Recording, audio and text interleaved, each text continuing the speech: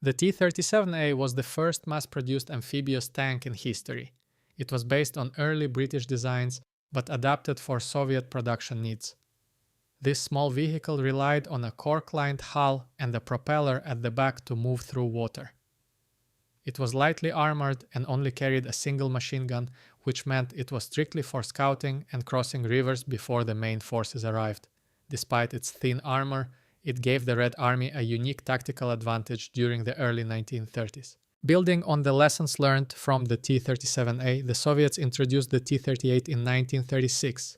Designers made it wider and lower to improve stability in the water, which was a major issue with the previous model.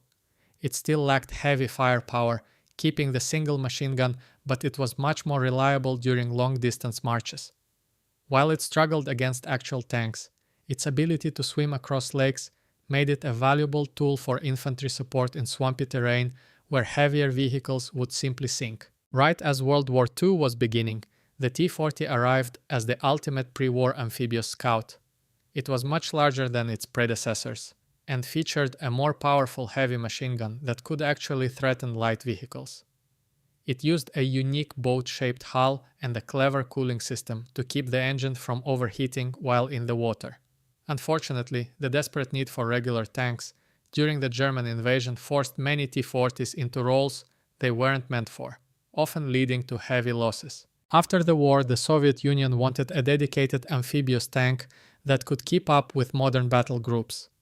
The result was the PT-76, which became one of the most famous swimming tanks ever made. Instead of a simple propeller, it used innovative water jets to push itself through the water, allowing it to steer with much more precision.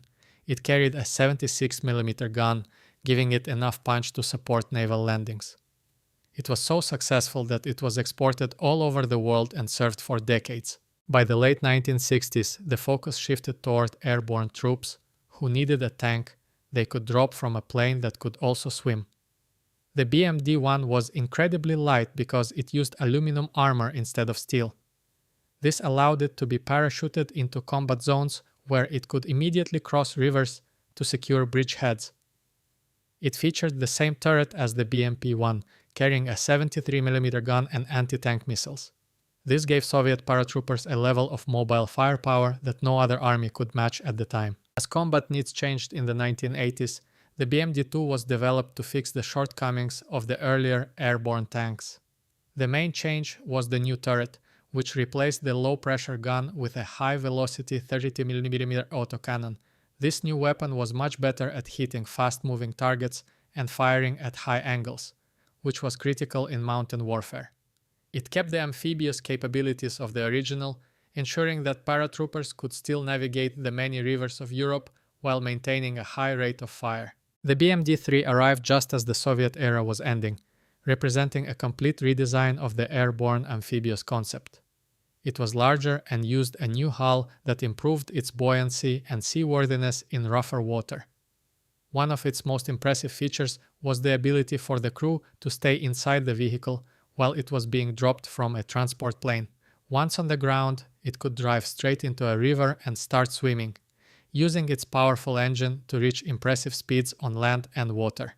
The evolution of these vehicles eventually led to the Sprut-SD. This is essentially a tank destroyer that has the swimming ability of a light scout but the firepower of a main battle tank.